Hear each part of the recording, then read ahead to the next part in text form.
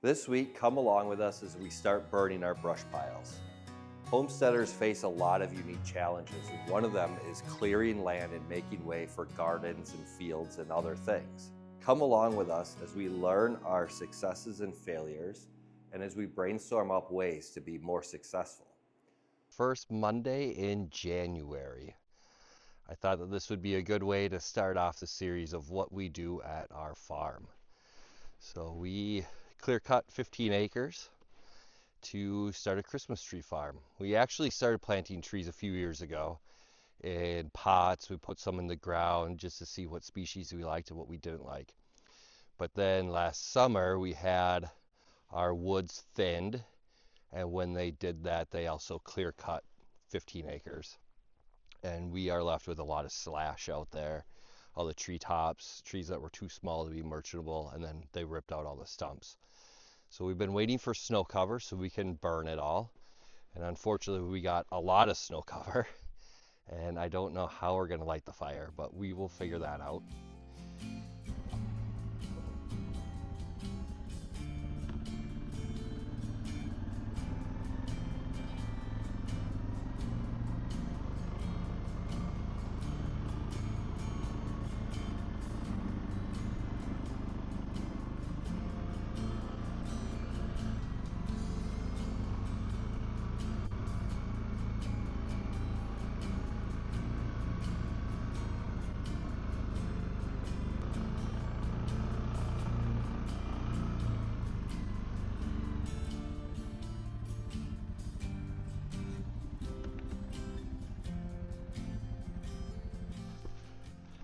How did it start raining? That's not right. Oh well. Hopefully it'll light.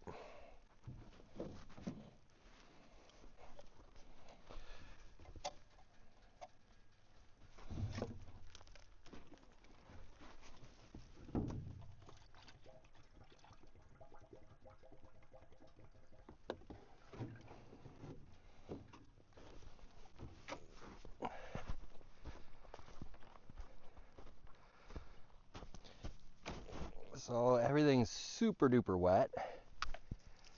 So I think the best thing to do is to soak it down with a little bit of oil. So this is used gasoline and used diesel and all mixed together. It is not like explosive, I guess would be the best way to word it. It does burn for a long time.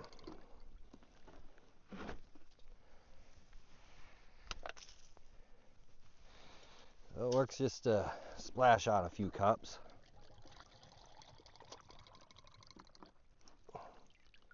You don't want to mix it up with your rum and coke, that's for sure.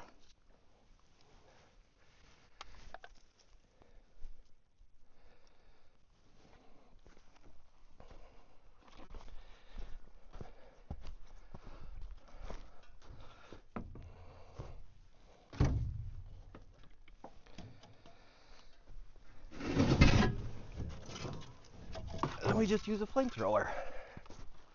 Means that everything's wet and soggy and,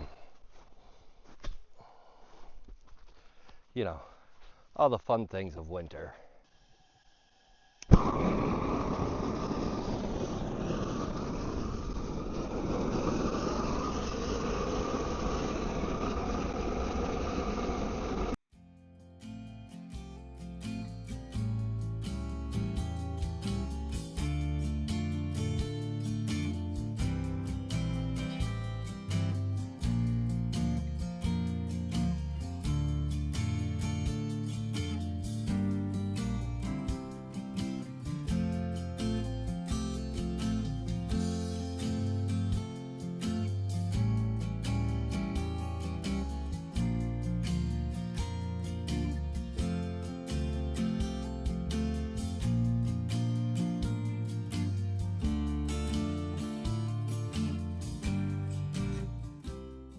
So you can see here how we took the skid steer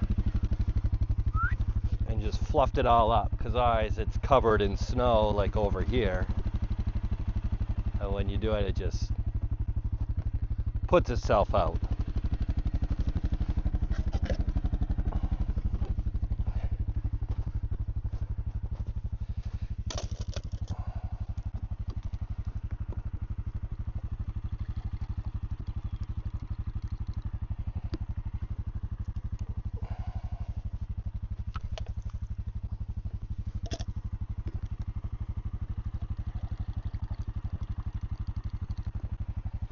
feel like I want to put this oil in like a Hudson sprayer and just spray it all down, a whole gallon of it.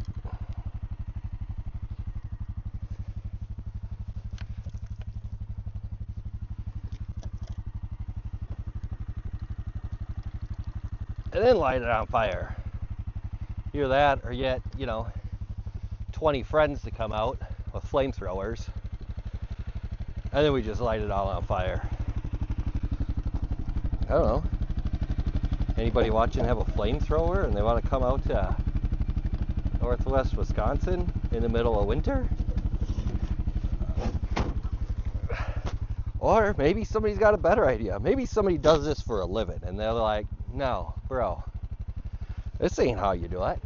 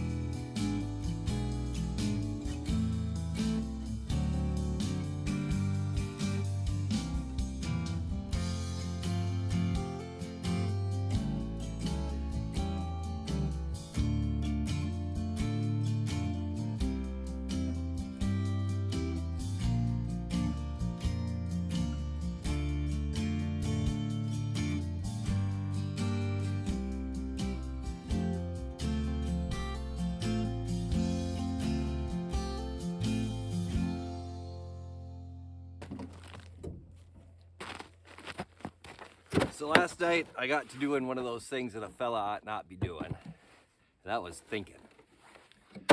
So we've been struggling with these wood piles of, we just can't get them to light. They're damp and freezing rain and snow and frost, and it's just a struggle. Anyway, so what I'm wondering is, what if I took nice dry logs and cut them and split them and stored them in the barn so they could dry out, over the weekend. And then we can go up to the wood pile or the brush piles and like lift it up and make a little cave and start a fire with our log, split wood, and just get it rip roaring hot. And maybe that'll light these things on fire. I don't know if it'll work, but it is Thursday morning. Why do chainsaws do that? I mean, I know why they do it. I read why. How do you stop it? Yeah, just get oil everywhere. It's like the only reason I store it in a case. The thing doesn't leave the farm. Like, it doesn't need to be in there, but... Anyway, squirrel. back to it. So what I'm wondering is, you know, if we do that and get her going, maybe that'll help production a little bit, because it takes hours to light one of these piles. And I think, so it's Monday, Tuesday, Wednesday I burned 3 days, and we only got 6 piles done. And of course now I have commitments this weekend, so I gotta let them kind of smolder out. I can't keep lighting them today. I gotta do stuff this weekend. But next week I'll be back up and we'll do this some more, you know, because it's so gosh darn fun. No, it's not fun. But it is, you know, you want to make a field out of standing timber. This is kind of what you got to do.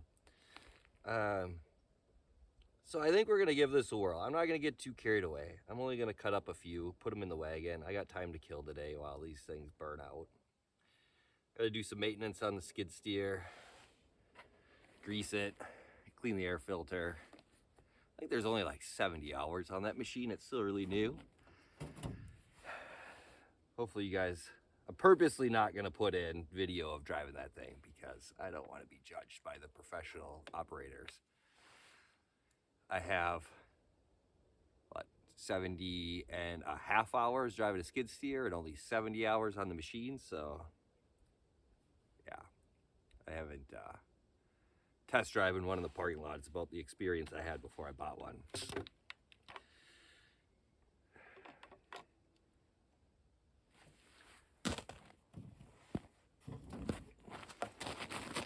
So anyway, I don't know, it's nice. It's like mid-20s. Things are a little frosty. It should warm up today. It warms up good. Maybe we'll open the barn up and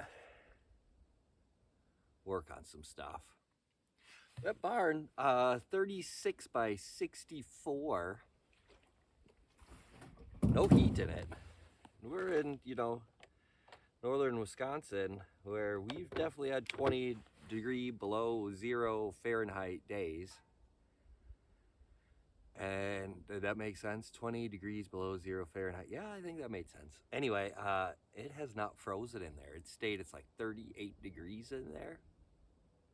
Granted, it's spray foamed. You know, it's insulated. It's not just a post frame building, otherwise it would definitely be cold. But it's pretty nice. Look at there. That chain's already tensioned correctly. Anyway, I'm gonna fire this thing up and I don't want to do this. Chainsaw work sucks, and I'm up here by myself. One wrong move and you get hurt. This is dangerous. I'm gonna do it anyway. No one's here to stop me.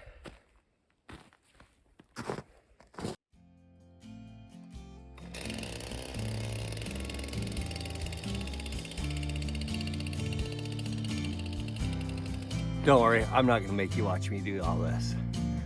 Through film editing, the wagon will be full.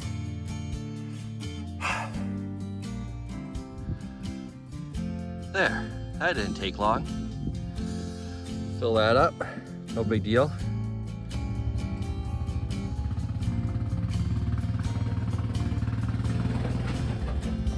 This is that part of that video where I ask you to subscribe to our channel and get notifications. That way you can follow along as we continue this project and start many more in the years to come.